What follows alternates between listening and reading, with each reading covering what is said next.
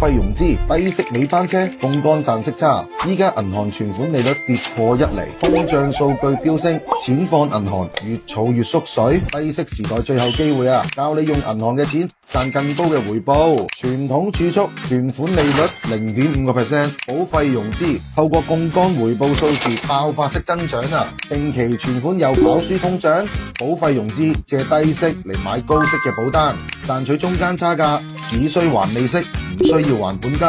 本金可以透過槓桿賺取雙倍回報啊！100萬嘅本金問銀行借300萬，總投資400萬，保單派息5厘，淨賺2% 息差，回報翻倍啊！陳先生已經賺到年回報217%，每月收息8000幾蚊啊！我哋已經有超過100位嘅客戶透過我哋嘅策略，平均賺取雙倍嘅回報。優惠只係做到9月咋，保單受保監局規管，保證現金價值，就算市場暴跌都唔受影響啊！立即點擊下面嘅按鈕，即刻幫你計下保費融資回報啦！